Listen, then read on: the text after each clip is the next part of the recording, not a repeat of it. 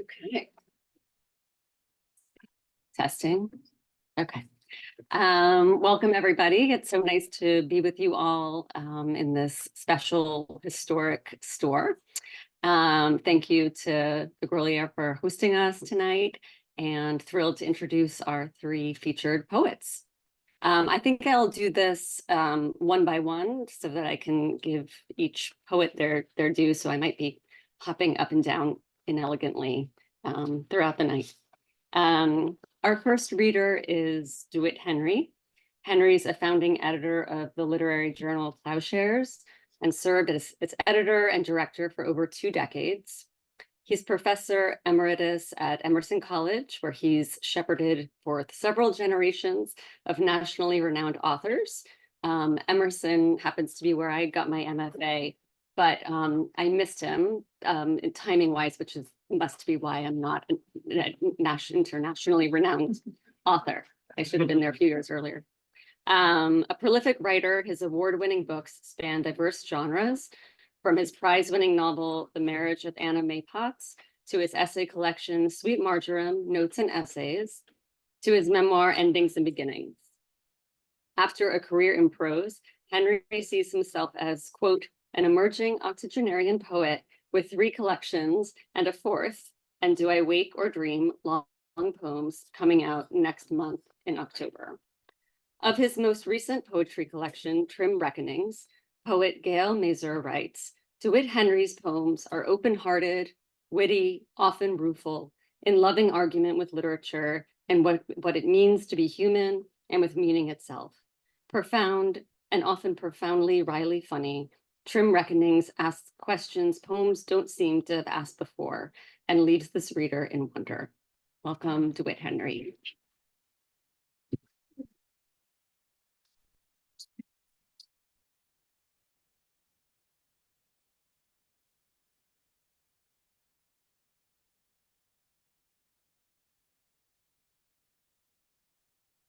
Thank you, Nicole, and to James for the invitation, and to the distinguished poets I'm reading with, who seem to me extremely different from each other. And so I've tried to find a way to be compatible. Trim Reckonings, by the way, is a phrase from Falstaff in Henry IV, where he is denouncing words that refer to any kind of value or reason to live. So the word that he feels most vulnerable to is the one honor. What is that honor? A word? What is that word? Air. Trim Reckonings. I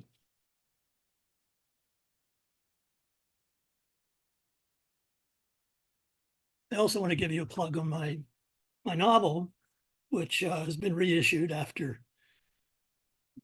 came out in 2001 and seemed very peculiar to people, but now it seems to be finding a new audience. It's a working class woman in a candy factory who finds happiness, but it's not a romance. You'll see why when you hear my poems. I'll open with a poem about family and childhood called On Scars. 3 inches under my jaw, right side, where at age 5, I had surgery, my sister remembers, for an infected lymph node. 1 inch, left hand, between little and ring fingers, where I got cleated in high school football. 4 inches, left elbow, from fixing a barbed wire fence on a ranch before college. 35 years of running ended in a bad fall from a curb. Surgery for bilateral complete quad tendon rupture and 8 inches on both knees. But nothing in my life equals my father's scar. As a teen, he'd had osteomyelitis in his left femur.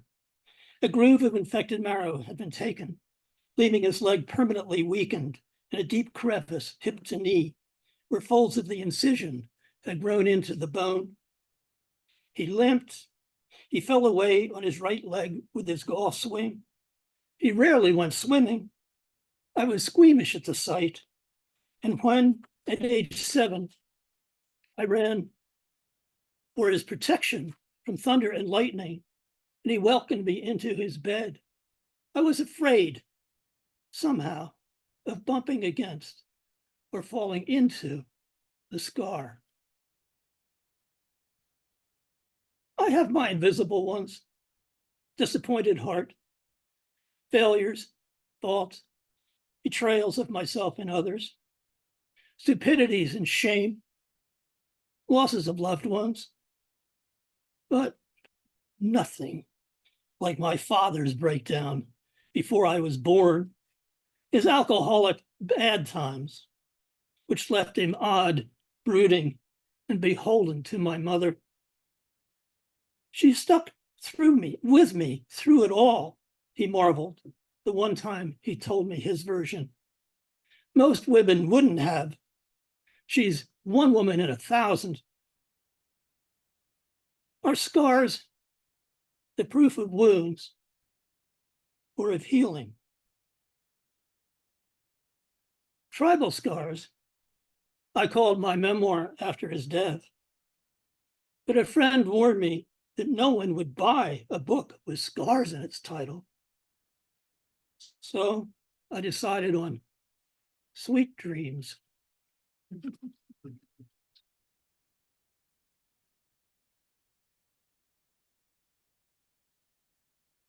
My poems begin with usually etymology over words that are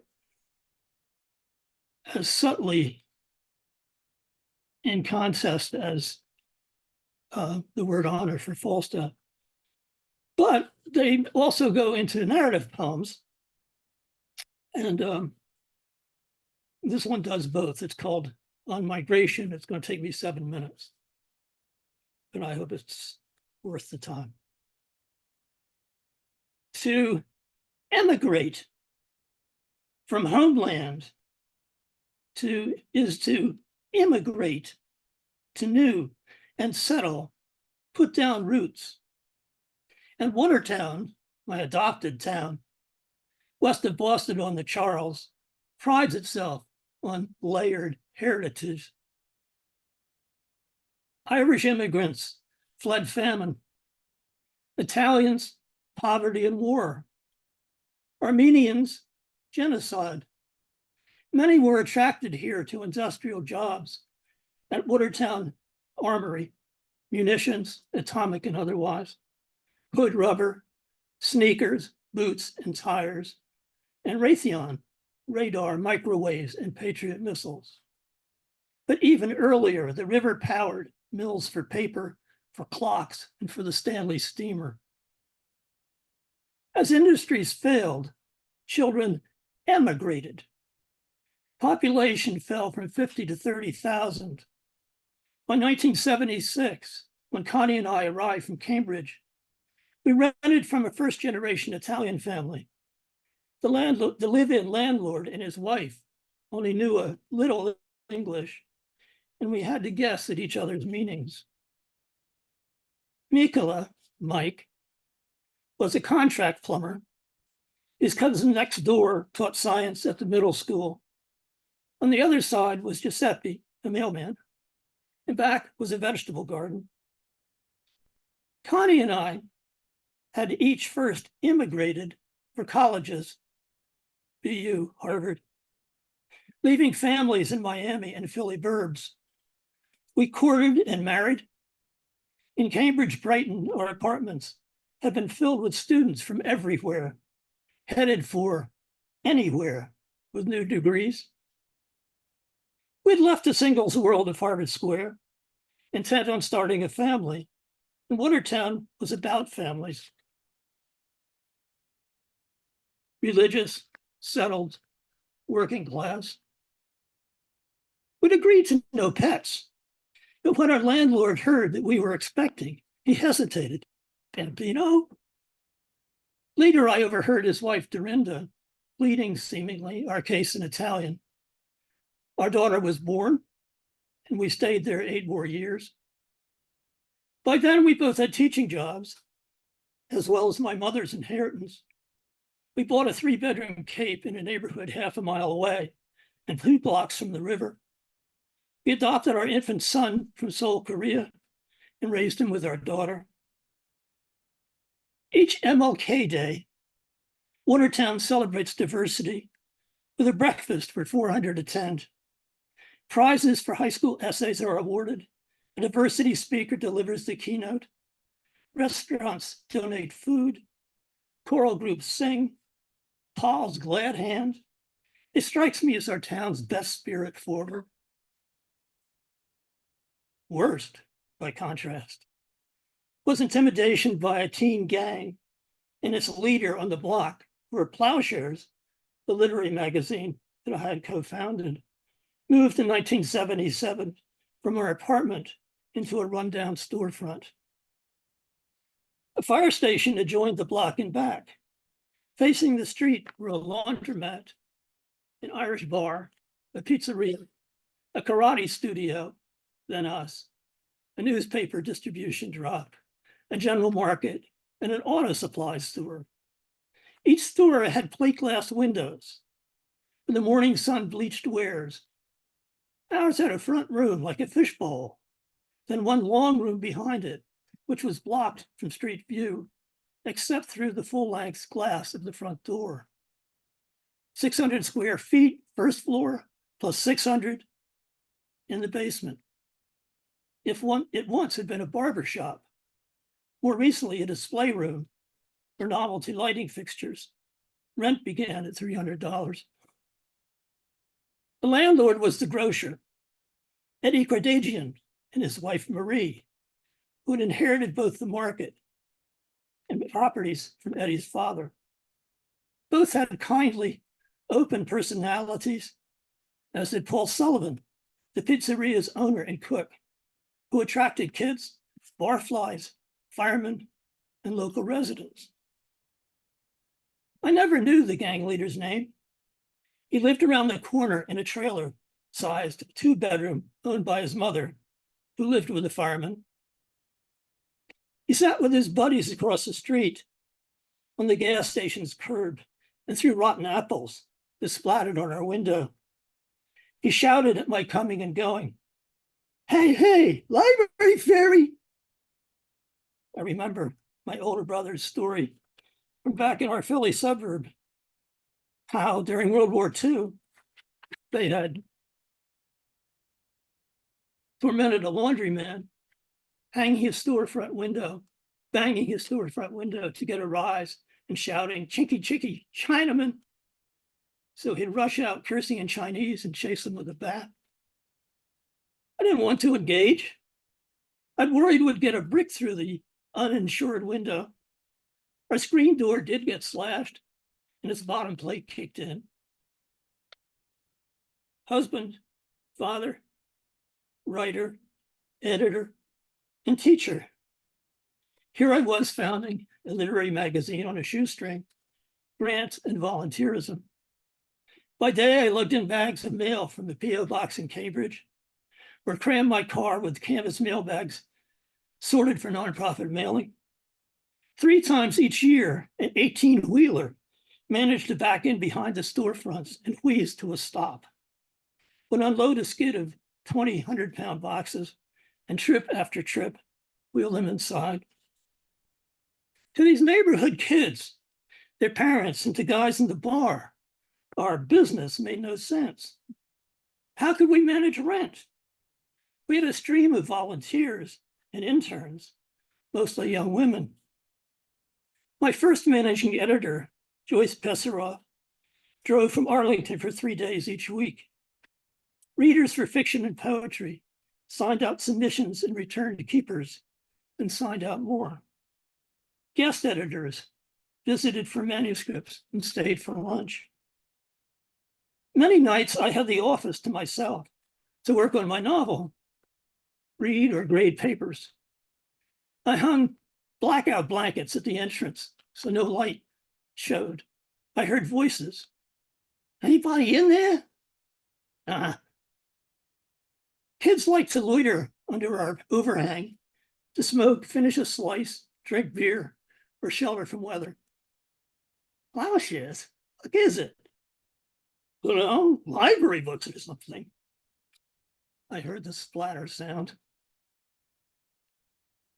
Since the back door only locked from the inside, I waited for them to get bored and leave. I felt that if I suddenly stepped out, asked them to move, and locked the front door behind me, I'd be asking for more trouble. One night, Pizza Roma was set on fire. Kids had broken in Paul's back door, made hamburgers, and left his grill on. In our storefront, smoke stained every surface. Pick up a manuscript, and its exact shape remained like a shadow. The smell lingered for weeks. Eventually, the gang leader got his license, joined the Navy, perhaps. In any case, he disappeared. He became a fixture for 15 years, financed by state and federal grants, fundraisers, and by Emerson College, where I taught full-time and chaired the writing department. We turned our fishbowl into a borrowing library. Computers and a dot matrix printer replaced typewriters, filing cabinets, and 3x5 cards for addresses. Our first calculator simplified bookkeeping. The college stored admissions brochures in our basement. The karate studio was replaced by a catering service. We agreed to move our operation to campus and formalize our Emerson affiliation, but still kept the storefront for storage, at least until 55 back issues had been digitalized, making it pointless to store more than a few cartons. By then, Don Lee, my tech-savvy former MFA student, while serving as managing and associate fiction editor, joined me in the melancholy task of carrying 55 cartons of pristine, unsold back issues up the basement stairs and dumping them with display stands recycled from the town library, my desk and chairs and other off-street furnishings, along with trash bags filled with papers and books, into the bed of a trash removal truck. I dropped off my keys to Eddie, the landlord, who was confined to his home nearby with an aggressive cancer. Marie let me in. He was watching TV in pajamas and arguing with his elderly mother-in-law. I was glad to see me. He'd been fond of Connie and always given treats to my son. I also gave him each new Plowshares issue, which Marie enjoyed. They were selling the block to a developer. He missed the store and his friends. I wished him well and shook his hand.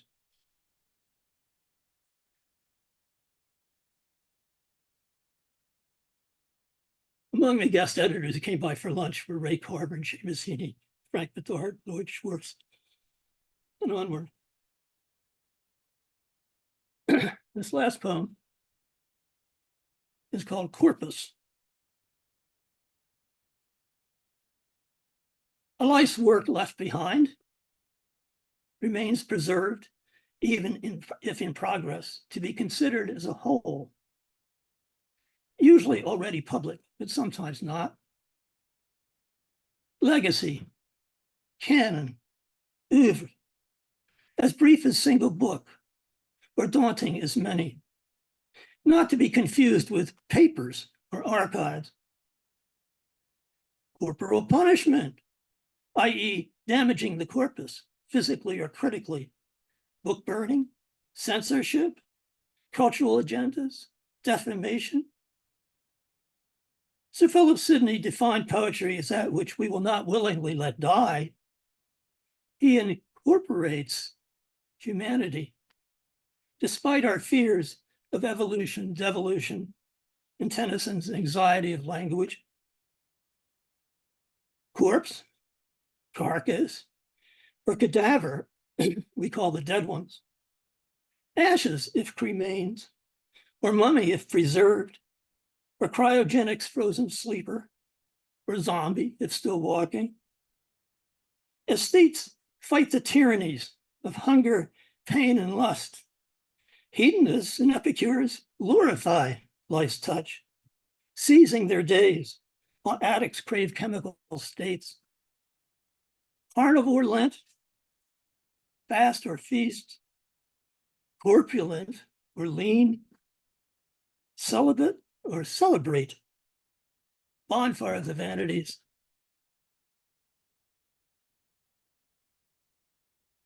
Poet Thomas Lux, suffering from cancer, wrote a parting litany like goodnight moons. Let us praise the joy bringer for these 7 things. 1, right lung. 2, left lung. 3, heart. 4, left brain. 5, right brain. 6, tongue. 7, the body to put them in. Thank you, joy bringer.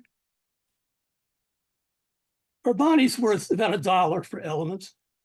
However, $500,000 for organs freshly harvested. Donated to science, it keeps on giving, it serves to keep on giving. For the familiar allegory of body politic, see Coriolanus. All the body's members rebelled against the belly. Heroes show battle scars. Would-be saints mortify flesh. Self-lash, wear hair shirts and sleep in coffins. Others dream of heaven, where each soul is dressed again in youthful best. Or of reincarnation, up and down great beings chain. My body to you, says both lover and writer, person and works, embodied and dis, fleshed out and transmogrified. Thanks.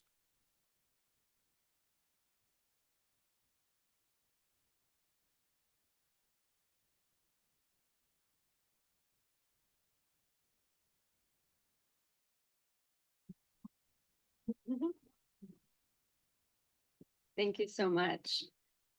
Our second reader will be my dear friend, Matthew Lippman, who invited me to do these introductions. So I'm grateful for that.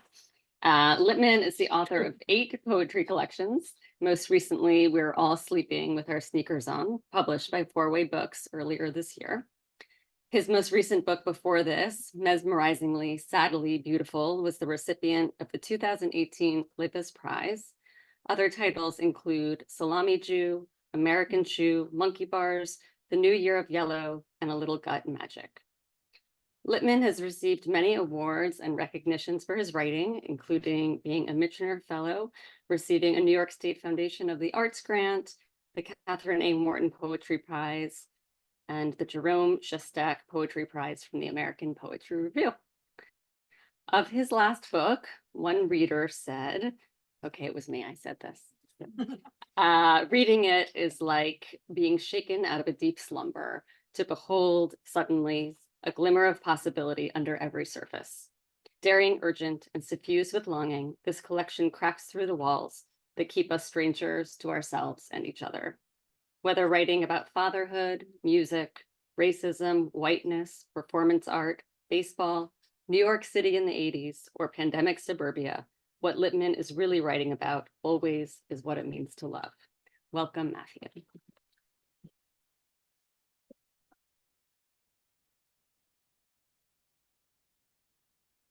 I love you.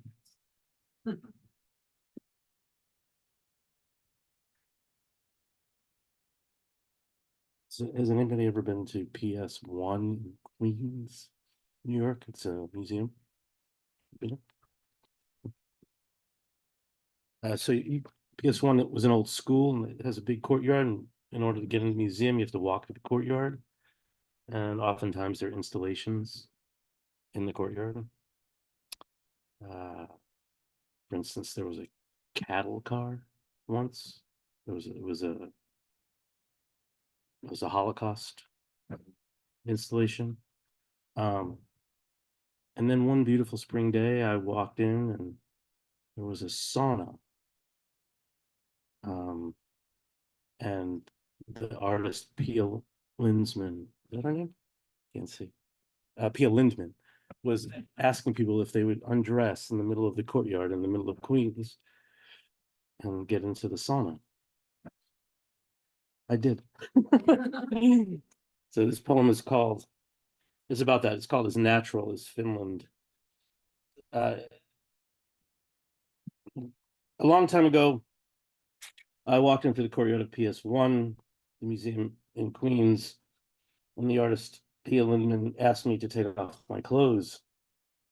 She said, sign this, and I signed it and took my clothes off in the courtyard and got into the portable sauna she constructed with oak slabs and tarp. This was performance art, or public art, or the art of the body meets the rubble of the city. I was round in the belly, and the woman next to me was naked too.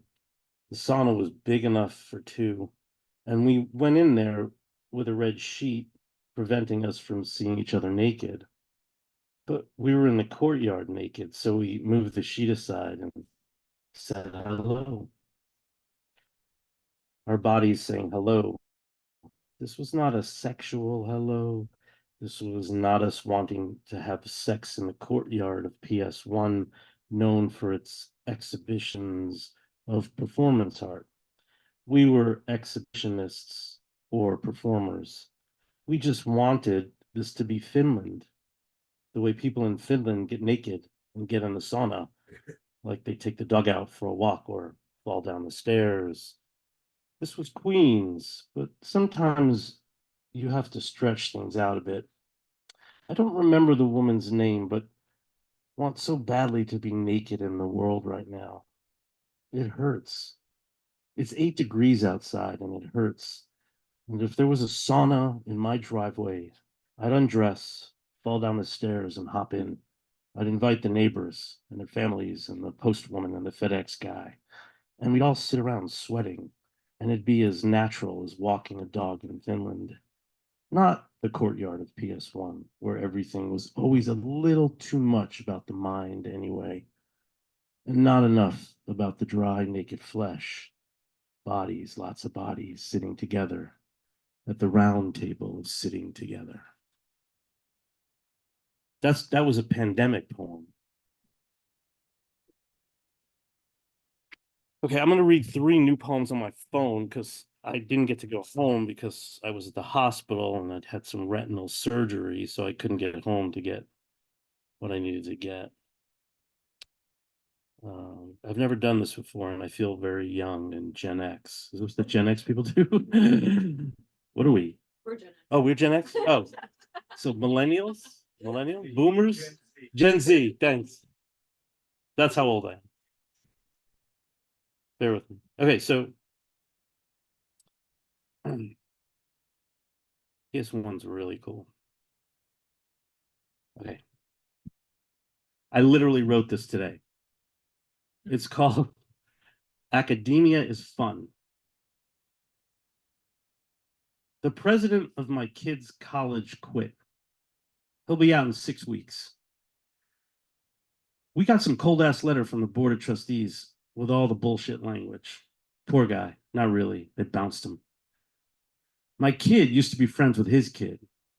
Ron would come over to pick her up from our house and wouldn't say hello when I opened the door. He'd grunt, fucker. I don't care.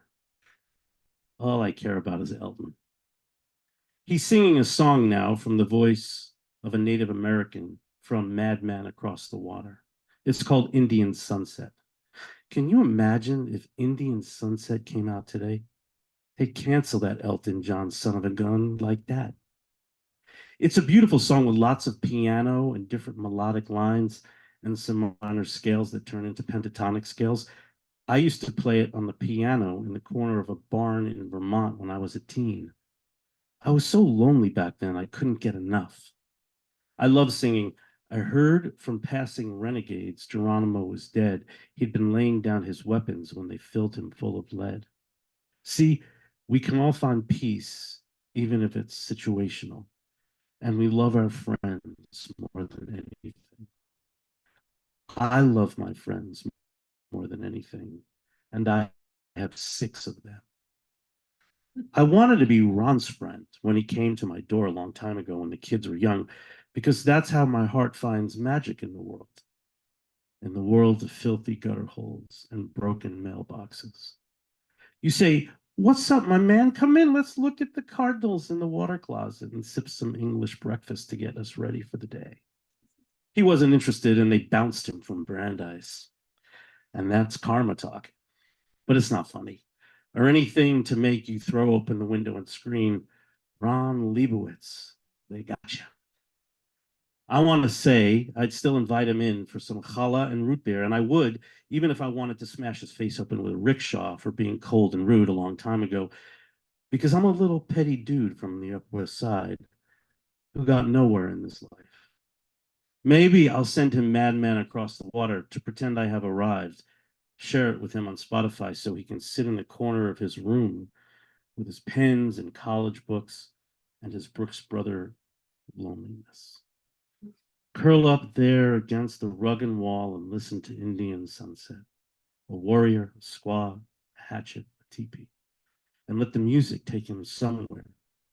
The way music is an arrow that will rip through your sternum to remind you that all you are is blood, guts, and the muscle of history that will turn on you in a hot second. Oh, you don't have to come. Thank you.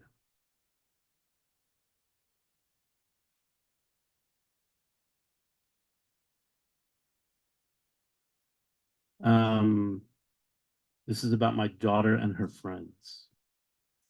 It's called They Are All Kings. Natalie and Ben and Ori and Eliora are king of the Jews on Tuesdays and Saturdays and on Sundays and Wednesdays. They go to their King of the Jews mall and spend money at Sephora and Shake Shack. They walk around in their Lululemon shorts and gold chains, their homes in Roslindale and Newton and Brookline, and hold hands and pretend there is love because there is love. They talk about boys and girls and car washes and happiness and get lonely with each other, and far away, their Israeli counterparts are doing the same thing, but not the same thing. Natalie and Ben and Ori and Eliora are the suburban king of the Jews in an America that does not like Jews, but they don't care.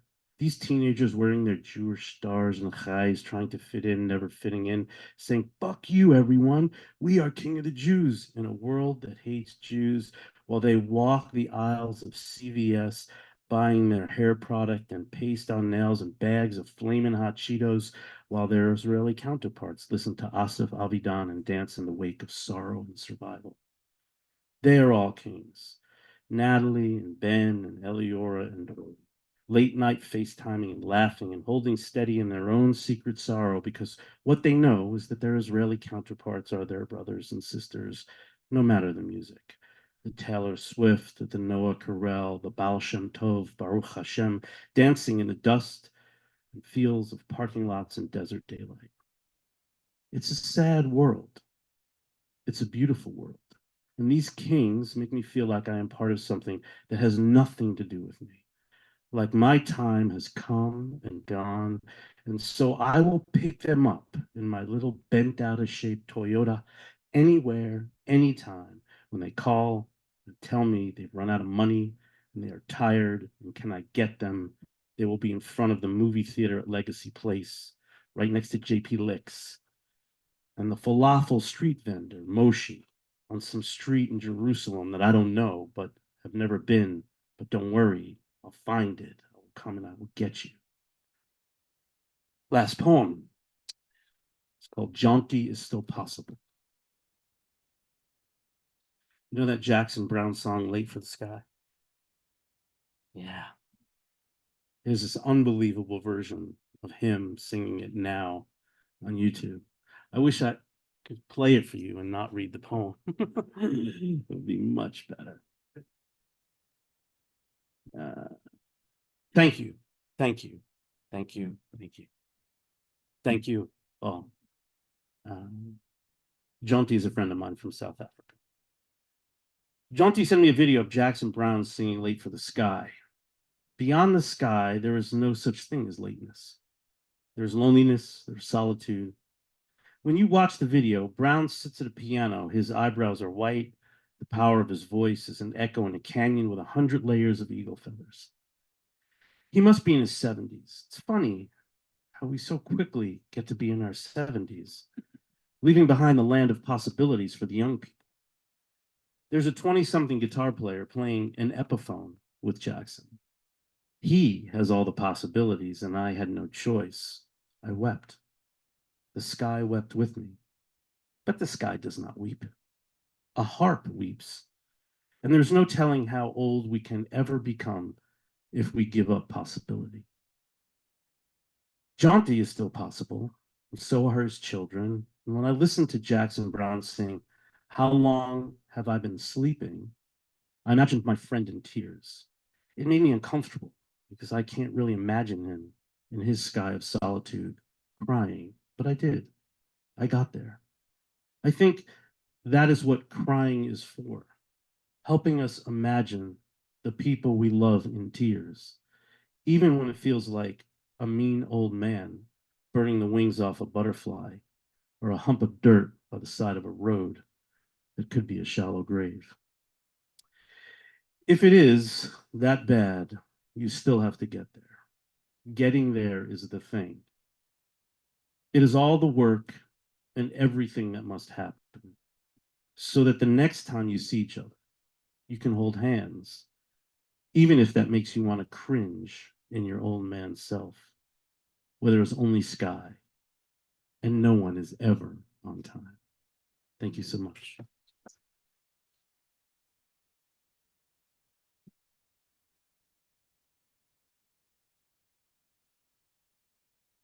Thank you, Matthew. And our last reader is Jacob Strautmann. Jacob Strautmann is a graduate of Boston University's Creative Writing MA program and a recipient of Massachusetts Poetry Fellowship. His poems have appeared in the Boston Globe, the Appalachian Journal, Southern Humanities Review, Blackbird, and On the Seawall, among other venues. Tonight is the launch of Jacob's second full-length book of poems, New Vrindavan. Originally from the northern panhandle of West Virginia, Strautmann's debut collection, The Land of the Dead is Open for Business, tackled the legacy of the extractive industries in his home state. New Vrindavan is more eclectic in subject and more personal. Titled after the Hare Krishna community located 2 ridges over from the hill he grew up on, New Vrindavan engages with subjects of friendship, suicide, marriage, fatherhood, and Star Trek, often through the lens of making music. The poet Todd Huron wrote of the book, "This is one of the strangest, most exhilarating books I've read in a long time, the brainchild of a wildly big and free-ranging imagination." Jacob Strautmann seems up to nothing short of inventing a new language for the currents of thought and the syntax of experience. Welcome, Jacob Strautmann.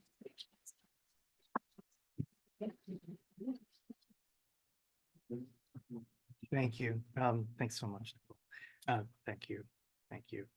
Thanks, James. And thanks to the people who are listening at home.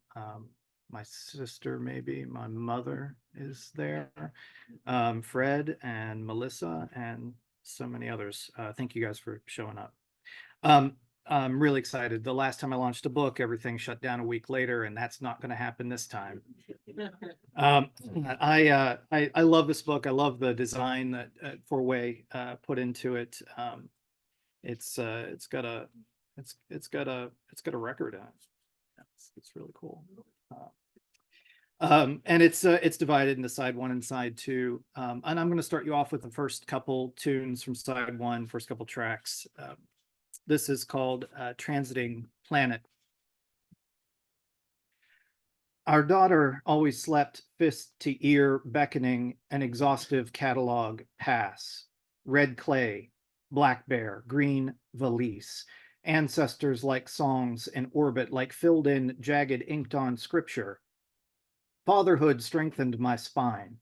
Slowly, the brave alloys fused, beard white as a bleached bib, pressures of 24,000 atmospheres. We left our keys on the mantle. were gifted a son in the spring who wouldn't breathe, who was lifted watery over a metal table, his face covered with their rescue, and when he wailed, his mother bled the released fists of the room. The doctor smiled behind her mask and stitching. He would sail away across an unknown channel, the future a dog star signaling. Whoever finds us should know we arrive like this, pulse by pulse.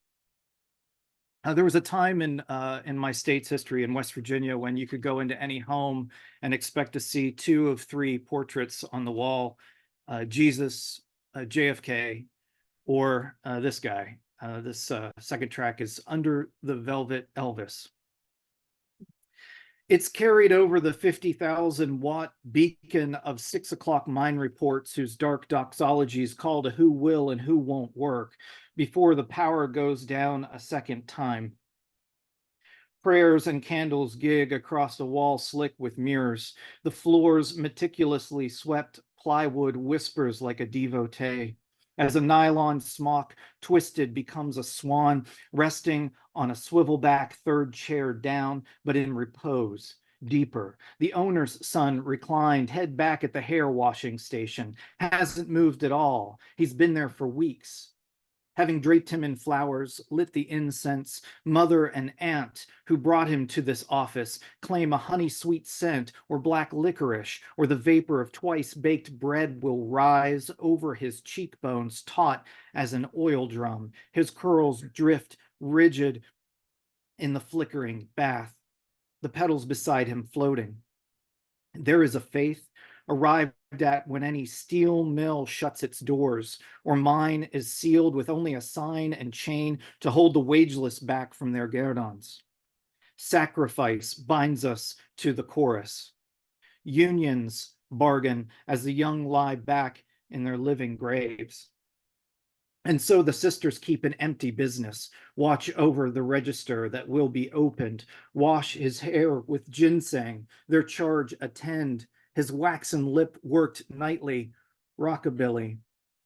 Below the brushed images of the king, sounds of 100 country stations revel for all the young ones, all their dreams fulfill, hushed as sleeping atoms.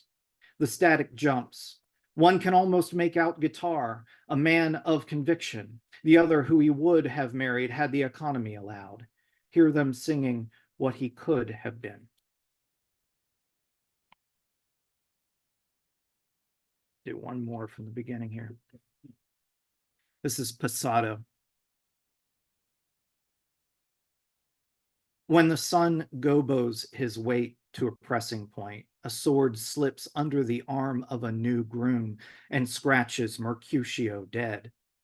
Barely a teenager, when I first sat back from a page running too slowly for the surgeon, I felt the parry of a man fighting for his friend, knew I was none, no Mercutio, no one Mercutio to me. When I found a man who would passado for his dozen friends as easily as smoke a pack of reds or clip his locks before the dorm room windows, fully confident in rumors of his beauty, I asked who he was doing it for, assumed he tallied us in his starry counting house. We could not love him to the depth he gave us. His was as vertical as a well, wide as a chapel door. Whatever makes us careless, he kept it hidden, pulled it closed like a curtain that let slip scenes of preening, drugging. We stand stock still in the wings this green season of suicides, suddenly middle-aged and always his audience.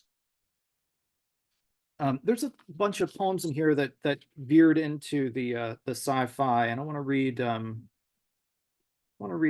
one of those. I've lost my track too. There we go. And there are a group of these poems that were done to the music of my friend Dallas Campbell. He's an electronic composer, and so my title and his title are next to each other on the page. This is Kessler Syndrome, TerraView E2112. Here in the umbra, an imitation of peace. In the slow rotation, the orbiter marks, Striated clouds of the South Pacific scroll kindness out of the wild. Like thoughts spill here fatherless, a delta V of former mortgages. Daughter, I swept away and the cost of a sad vertigo called adventure. The stars appear again in the ninth sunset out of the purse of the world. I have lost all connections, but there are hours I leave the radio on, swapping one signal for another. Sometimes I catch her voice or thunderstorm thinning out.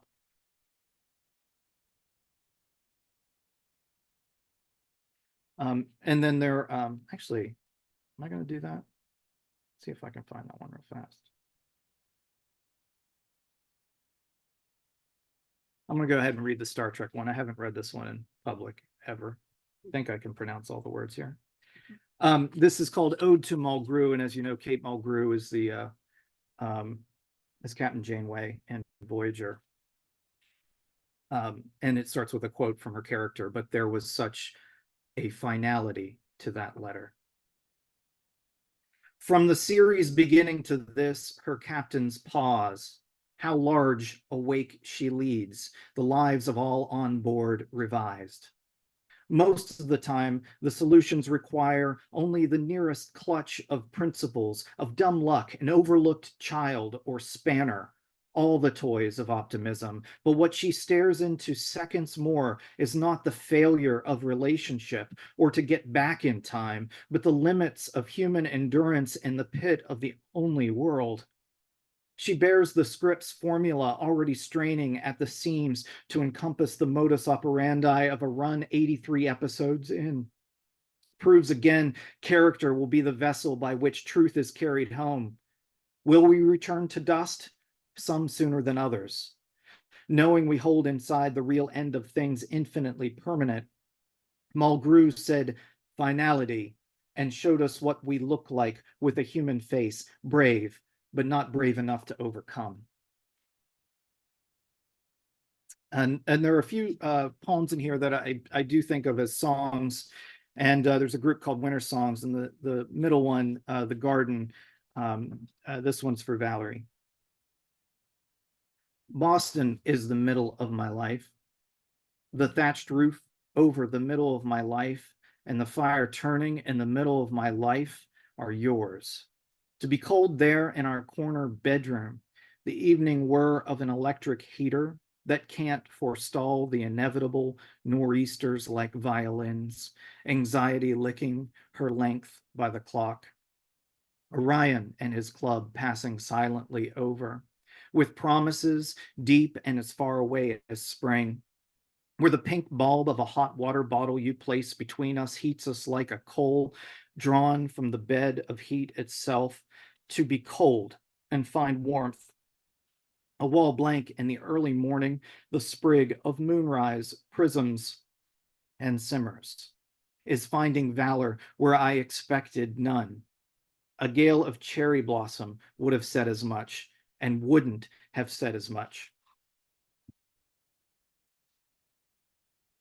I'm going to read two more to you guys.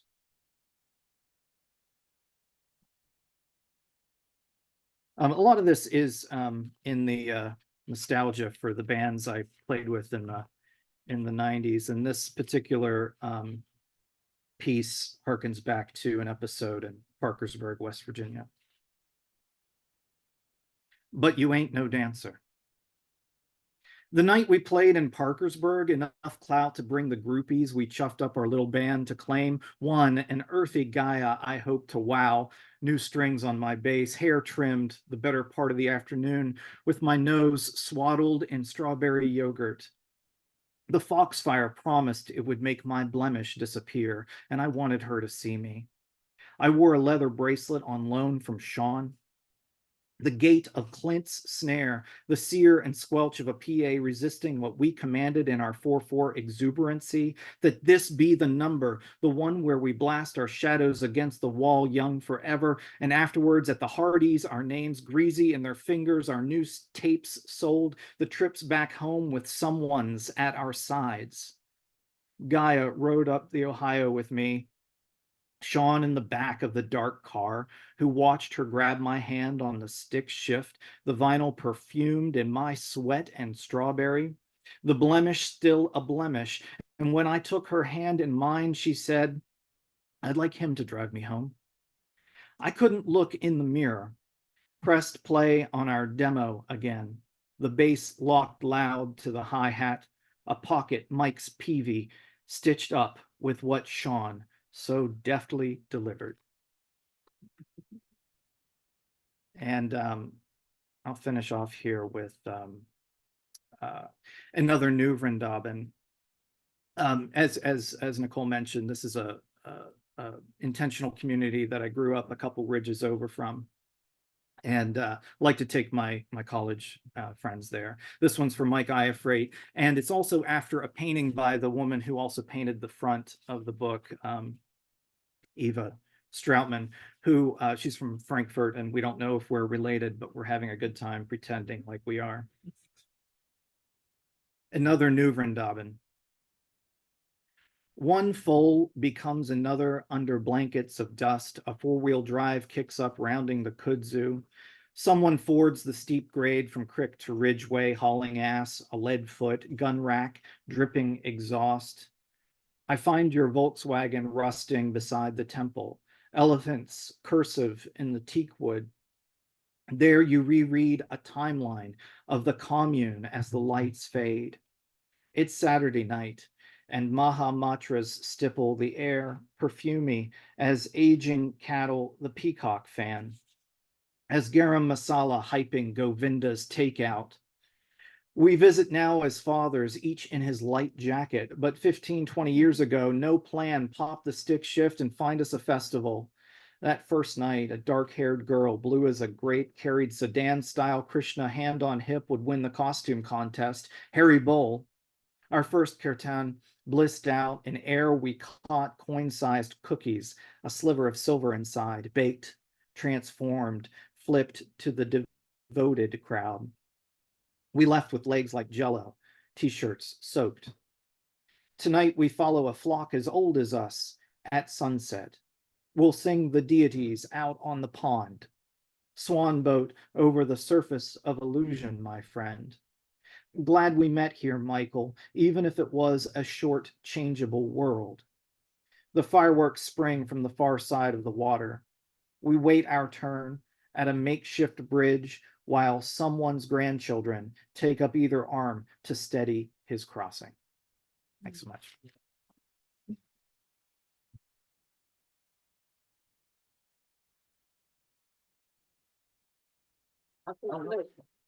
I don't know if I'm supposed to do a conclusion, but I'm going to do a conclusion. Thank you all for coming, and thank you all for reading your beautiful words with us tonight. And thank you for hosting. Thank you.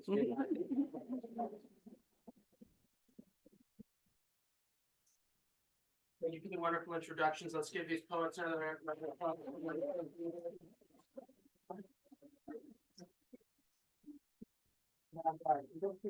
Poets will be signing books. Everyone could please put your chairs up against one of the walls. I'd be very grateful. Thank you so much. Thank you. Thank you. Thank you.